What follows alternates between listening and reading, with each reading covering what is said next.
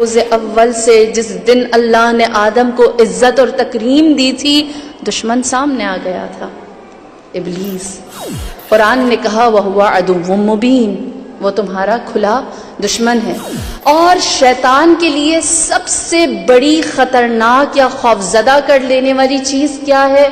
نماز۔ قوم بنی اسرائیل، ایک نوجوان تھا جس نے اول وقت نماز پڑھنے کے لیے مسجد جانے کی تیاری کی، اپنے گھر سے نکلا، مسجد کی طرف گیا، راستے میں ایک جگہ بارش ہو رہی تھی اور وہ گر گیا، اس کے کپڑے نجس ہو گئے، واپس آیا، اس نے کپڑے چینج کیے، دوسری دفعہ نکلا، فجر کا وقت تھا، نماز نکل رہی تھی، لہٰذا وہ دوسری دفعہ جب تیار ہو کر آیا، جیسے ہی اس جگہ پر پہنچا جہاں پر بارش تھی اور کیچڑ تھی، دوبارہ گر گیا۔ تیسری دفعہ جب کپڑے چینج کر کے وہ اسی جگہ پر آیا تو اسے یہ دیکھ کر بہت حیرت ہوئی، وہاں ایک انسان پہلے سے موجود تھا جس کے ہاتھ میں روشنی تھی۔ اس نے کہا اندھیرے کی وجہ سے بار بار گر جاتے ہو، آؤ میں تمہیں مسجد تک پہنچا دیتا ہوں۔ لہٰذا شیطان نے اس نمازی کو مسجد تک پہنچایا، نمازی خوش ہوا، کہنے لگا کتنا اچھا انسان ہے، اس نے میری نماز کامل کرنے کے لیے روشنی کا بندوبست کیا۔ مسجد پہنچے، کہا تم بھی ساتھ آؤ، دونوں ساتھ چلتے ہیں۔ تو اس شخص نے جو روشنی لے کر کھڑا ہوا تھا، اس نے کہا میں نہیں آ سکتا مسجد کے اندر۔ اس نے وجہ پوچھی، کیا وجہ ہے؟ تو کہنے لگا کیونکہ میں نماز نہیں پڑھتا۔ نمازی حیران ہوا، میری نماز کا بندوبست کیا ہے اور تم خود نماز نہیں پڑھتے، کیا وجہ ہے؟ تو اس نے وجہ بتائی اور کہنے لگا کہ میں نے خدا کو ایک آخری سجدہ کیا تھا، اس کے بعد سے میں اللہ کے سامنے جھکا نہیں۔ نمازی حیران ہوا، کہنے لگا تو شیطان ہے؟ اس نے کہا ہاں میں شیطان ہوں۔ نمازی حیران ہوا، کہنے لگا شیطان ہوتے ہوئے تو نے میری نماز کا بندوبست کر لیا۔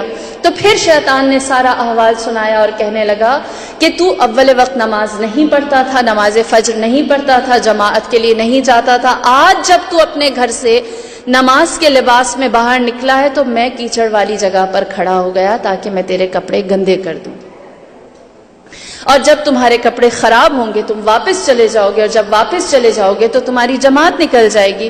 لیکن تم نے کیا کیا؟ ایک دفعہ پھر کوشش کی، اور جب ایک دفعہ پھر کوشش کی، غور سے سنیں، اسٹرگل آپ کی اللہ کے نزدیک کتنی عزیز ہے، کتنی ایسی چیزیں ہمیں موٹیویٹ کرتی ہیں کہ ہم دل و جان سے اپنے سارے امور کو چھوڑ کر اللہ کی جانب راغب رہیں۔ شیطان کہتا ہے کہ جب تم نے کپڑے چینج کیے اور تم دوبارہ مسجد کی جانب آنے لگے تو اس وقت اللہ نے عرش سے زمین پر ملائکہ کو بھیجا اور کہا کہ میں نے اس شخص کے اور اس کے اہل و عیال کے تمام گزشتہ اور آئندہ گناہوں کو معاف کر دیا۔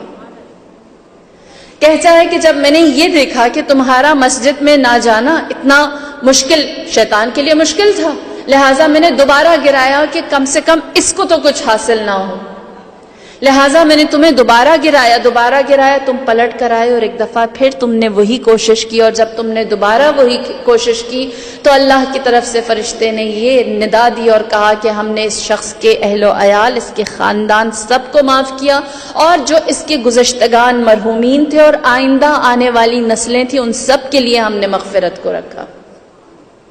وہ کہتا ہے شیطان کہ جب میں نے یہ دیکھا میں نے سوچا اب تیسری دفعہ یہ کہیں گر نہ جائے، اگر یہ گر گیا تو ہو سکتا ہے خدا پورے شہر کو معاف کر دے، اتنی بڑی معافی سے بہتر ہے کہ یہ اب نماز کے لیے چلا جائے۔